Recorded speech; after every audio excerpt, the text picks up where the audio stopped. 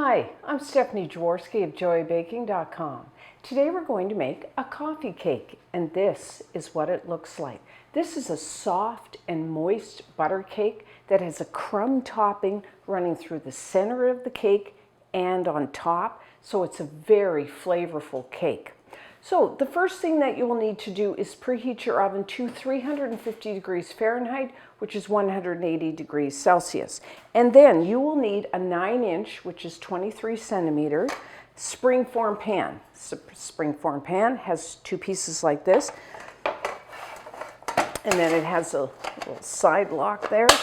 The reason I'm using a springform pan for this cake is with a regular cake pan, when you make a cake, you have to invert it to take it out of the pan. Well, we have a crumb topping, so if we used a regular cake pan and inverted it, we'd lose some of our crumb topping, which you don't want to do. So this way, we just have to unclamp the cake when it cools. No problem with that.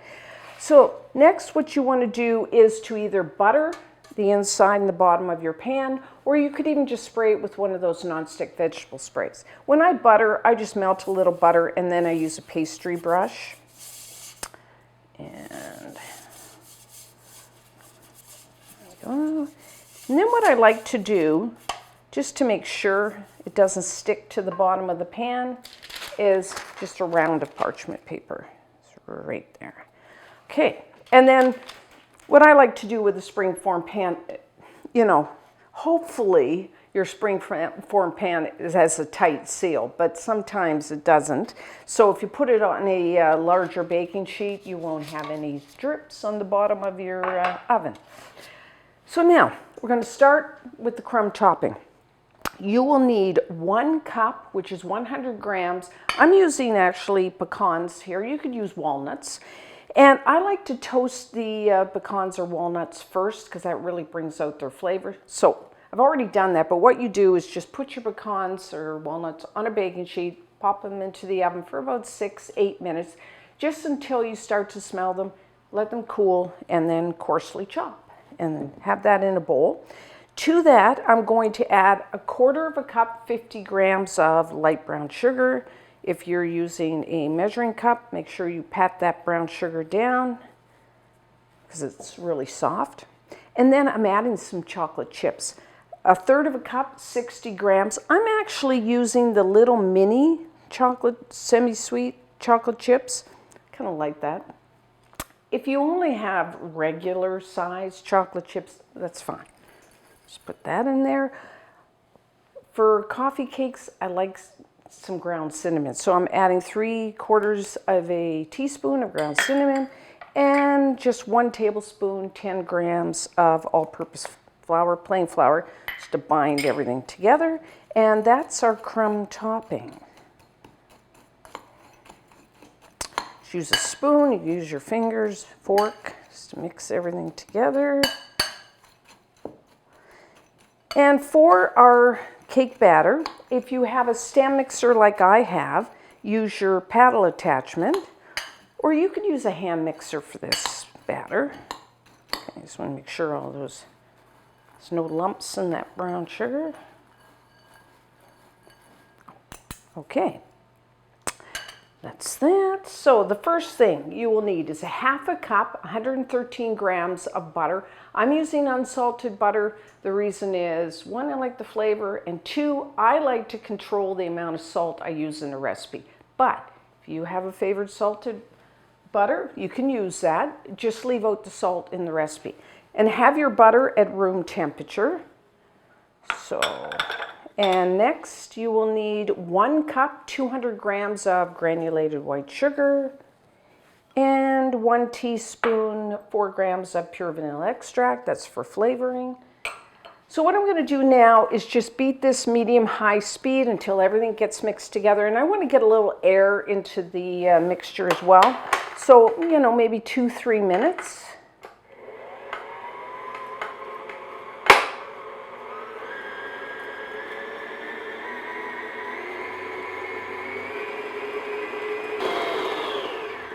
Okay.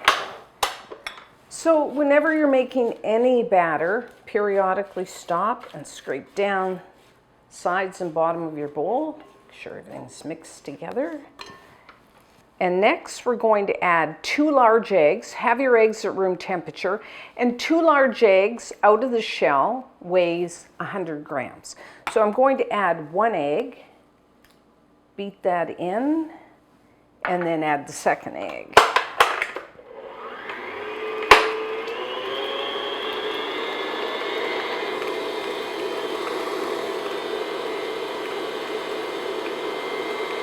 Second egg.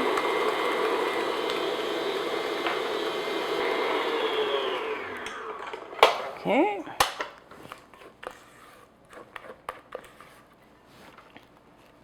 So now in a separate bowl, I have 1 2/3 cups, which is 215 grams of all-purpose flour, plain flour. To that, I'm going to add 1 teaspoon, 4 grams of baking powder, a half a teaspoon, 2 grams of baking soda, and a 1/4 teaspoon, 1 gram. I'm using a fine kosher salt. And then I'm using a whisk. You could sift it, use a fork, just make sure everything's mixed together. And what we're going to do is we're going to add our flour in 3 additions and alternate that with, this is 3/4 cup, which is 180 grams of sour cream. Have your sour cream at room temperature. I'm using a full fat. Sour cream is very commonly used in coffee cakes because coffee cakes tend to be rich and buttery. And sour cream will do that. You could probably use, I'm using the full fat. You could use a reduced fat. You could even use, if you can't find sour cream, creme fraiche, or even plain yogurt, I think it would work. And no, this cake does not have any coffee. I know if you live outside of, say, the States or Canada, and we call this type of rich cake with a crumb topping, we call them coffee cakes. They may contain coffee, but often they don't contain. Like this does not contain coffee. The name comes from the fact that typically we like to serve this with a cup of coffee. So I know people are going to ask, where's the coffee? Could you add some coffee? Yes, you could add, maybe in the crumb topping, you could add some, a little bit of instant coffee or espresso powder if you want. But they don't have to have coffee in them. So I'm going to add about 1/3 of the flour mixture. Beat this in on low speed.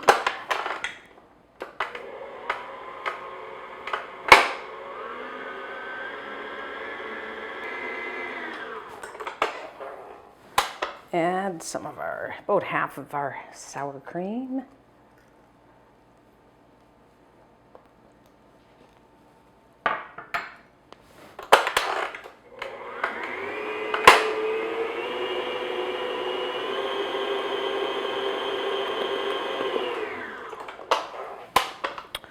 A little more flour.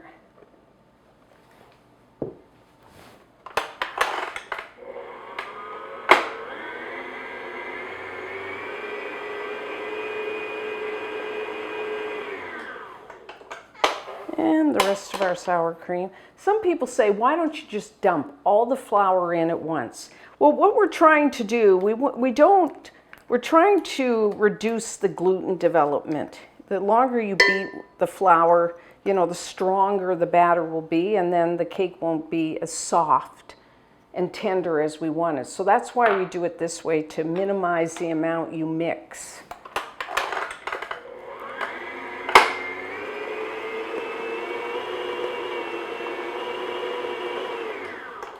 And the rest of the flour.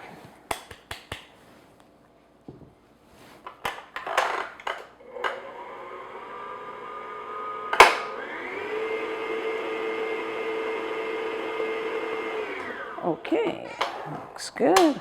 Let's finish that off by hand. Let's clean this up. Now we are going to layer. I'm going to use a scale. I like to be exact. You can just eyeball here, but if you have a scale, great time to pull it out. Because we're going to put half the batter in the pan, then half the crumb topping, and the rest of the batter and the rest of the crumbs. So a scale makes it a lot easier. I don't have to eyeball.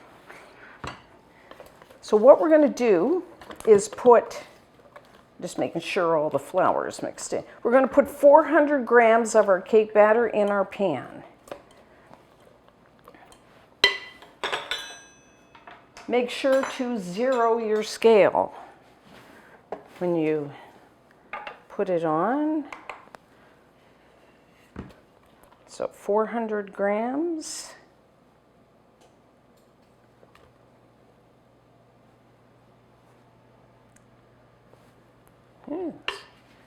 Right. And then you could just use the back of a spoon, or if you have an offset spatula, to spread that out.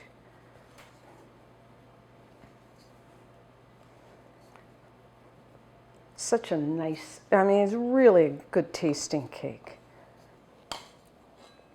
Stores well. You know, you can freeze it.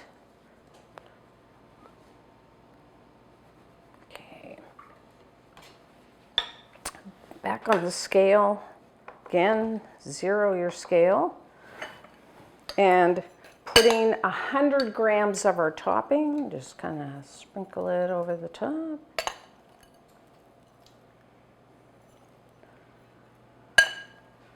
Try to do it evenly.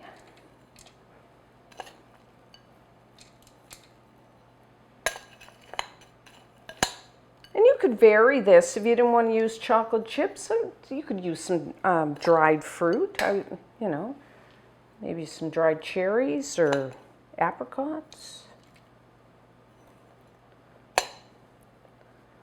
Okay, just a little more. And then I don't need my scale anymore. I'm just going to put the rest of the batter. Now what I'm going to do, so you can see what I'm doing here, I'm going to try to put dollops, not like all of it in the center. It'd make it easier to spread if I kind of put dollops all over.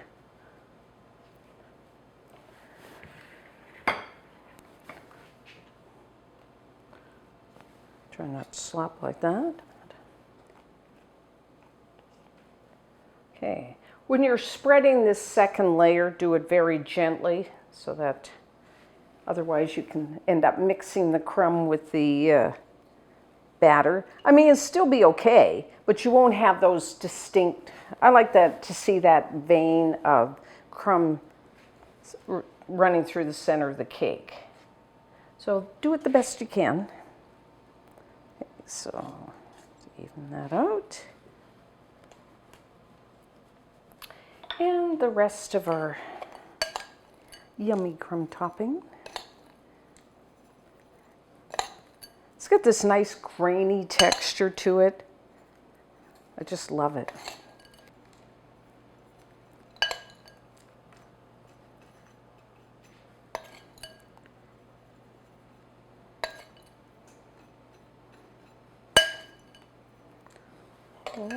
And then what I like to do, either with your fingers or I'm just using the back spoon, just kind of press it lightly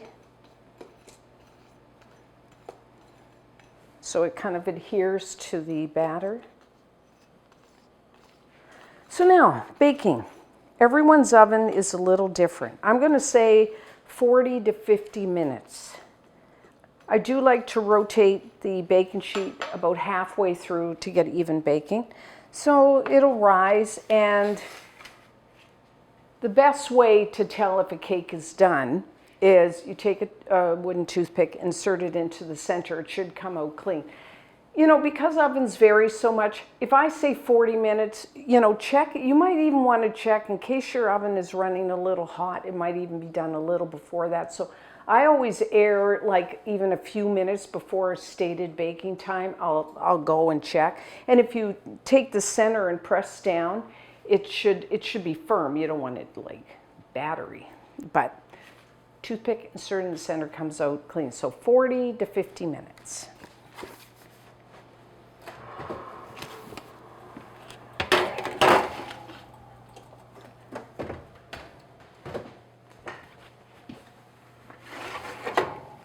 Okay, our coffee cake is done. So just put your pan on a wire rack, and as you can see, if I touch that, it's firm on top. I put a toothpick in the center, it came out clean. It's just starting to pull away from the sides of the pan. That's another sign. So now what we're gonna do, I'm just gonna let this sit like this for about 10 minutes, and then I'll undo the clamp and I'll let it finish cooling down to room temperature. And then when we come back, we will try a slice. So I let my coffee cake cool down to room temperature. So now we are ready to cut a slice. Sharp knife.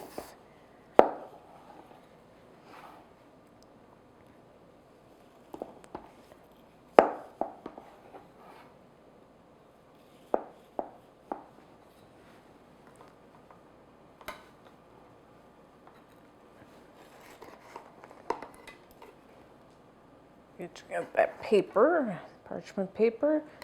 There we go. Oh, this, whoop. Crumb topping.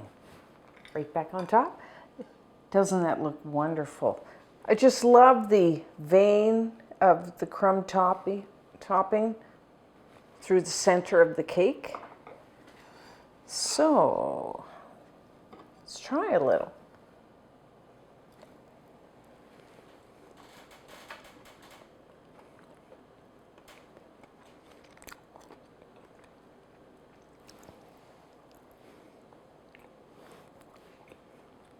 Have a couple little pieces there, just to make sure it tastes good. That's good tasting. The butter cake is very moist and tender.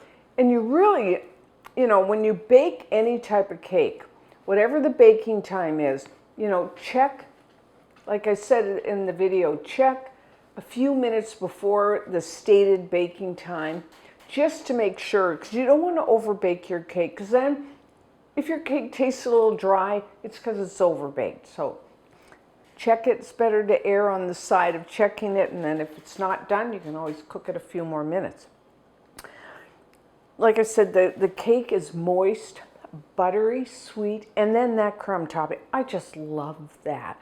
You know, the chocolate chips, the pecans, you know, a hint of cinnamon, not too much. And then a little bit of brown sugar, really good. And I have my cup of coffee with it. Like I said, if you wanted to add some coffee, I would maybe put a little bit of like instant coffee granules or instant espresso powder into the topping. That would give you a little bit of coffee flavor, but I don't think it needs it. Just have your coffee on the side, or not against a cup of tea. So anyways, you can store this 2-3 days, room temperature, or like freeze it. Just make sure it's well wrapped and then defrost it in the refrigerator overnight. So enjoy this. And until next time, I'm Stephanie Jaworski of joyabaking.com.